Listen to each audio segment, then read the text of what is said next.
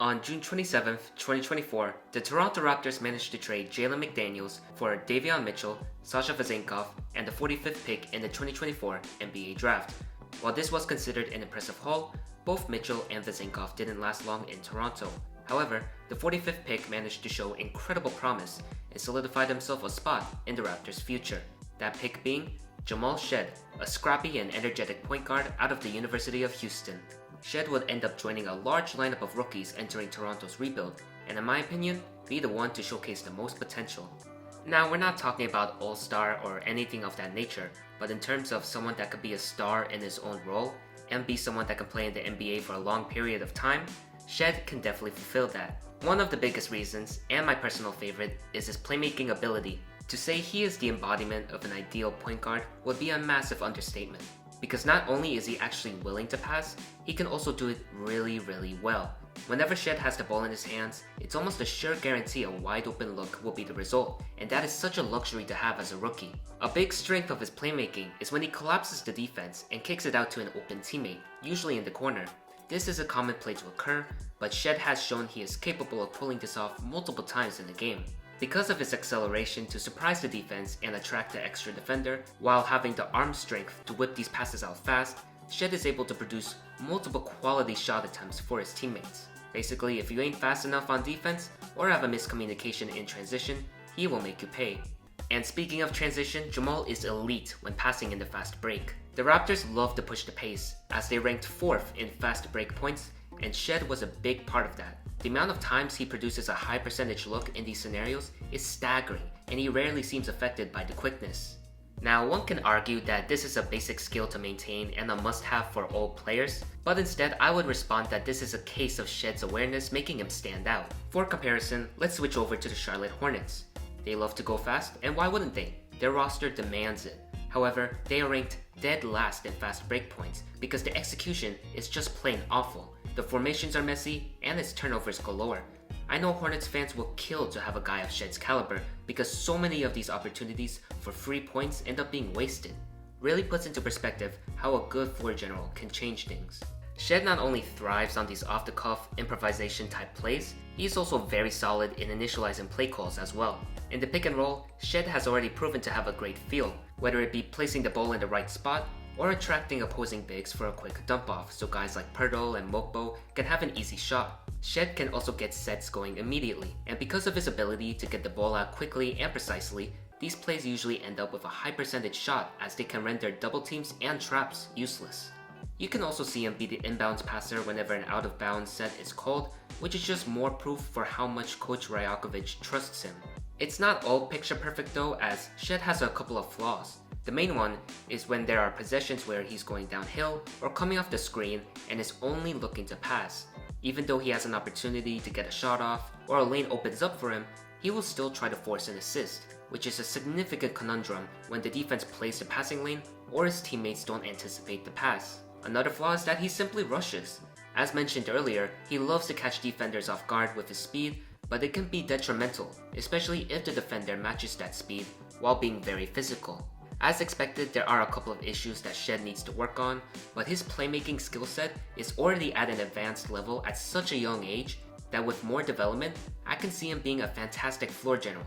Obviously not at the level of Luka or CP3, but great enough to be a stable force and a steady presence. When things are going south, the offense needs better movement, I can see Shead coming in and raising the Raptors' ceiling immensely. I mean, there's already a prime example of that, which I'll get to later on in the video. What also intrigues me about Shead offensively is his shot creation and selection. If you haven't noticed, he's what one would be considered as undersized. Guards like him are required to have something in their arsenal in order to be a threat on the court. The good news is that Jamal does in fact have a couple of impressive moves. First one being his push shot, a very high quality look, and he's even made some under duress. I would harp that this is at the top of the list for things to work on during the offseason, as it's one of those moves that keeps the defense going. He also barely pulls out the mid-range, so practicing this push shot will be huge. The second move, and this honestly surprised me when I watched him, is his layup game. You would think a guy like Shead would have trouble, but he always finds a way. There have been plenty of occasions where Shead lulls the defender to sleep, only to utilize his acceleration to get by. He can also find the right angles and position his body well enough to counter any chance of being blocked when driving towards the rim. It does need a bit more polish, as Shead can throw up some wild attempts here and there, but still, a great sign that he's comfortable with layups. What about the elephant in the room, his 3-point shooting?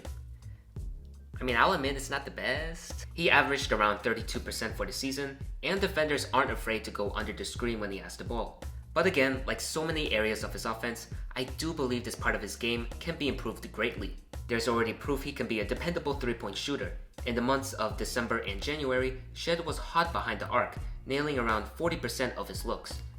Most of them were catch and shoot, some were off balance, he was just taking and making them. His shooting form looks solid, and he's willing to let it fly, so if he can work on that 3-point shot during the offseason and get the percentage to around 35 or 36%, I'd say that's a big benefit and would help Toronto big time, as not many players on their roster are reliable from distance. So while his playmaking is very good, and the shot creation has huge upside, most players in today's league can't exist specializing on one side of the floor.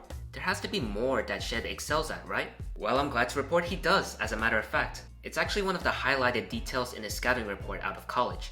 His defense. This is an area I believe is just as important as his playmaking, mostly because of what we touched upon earlier. His height. It's not a surprise that when a guard is 6'1" or smaller, he will be targeted a ton, so to be better than average on the defensive side of the ball goes a long way. This point is also proven when he does get targeted through mismatches, and Shead has consistently stood his ground.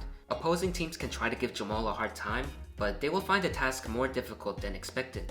Coach Rajakovic also isn't shy of testing Jamal's defensive capabilities, as the point guard had to deal with the toughest of assignments from day one.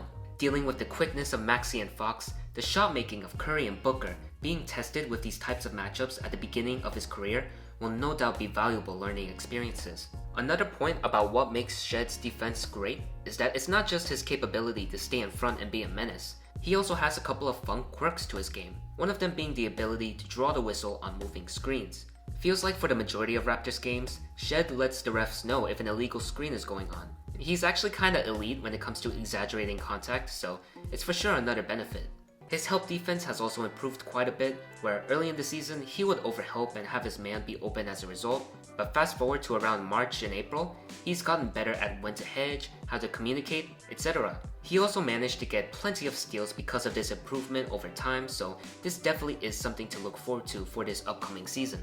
Now, although Shead's defense shows a lot of promise, similar to his playmaking, there are a few problems. Albeit, these problems are what a lot of defenders experience early on in their careers, which are fouling and having trouble with players of high speed and off-ball movement. I remember how much he was struggling with guys like DiVincenzo, Jaden Ivey, and Keontae George. It's easier said than done, but if Shead can find a way to at least limit the fouls, that'll be a crucial step forward. As we wrap this up, I think it's safe to say that Jamal Shead is the real deal. He pretty much has it all, and the possibility to grow into something even more. But someone might ask, but Trey, some of Jamal's stock is based on potential.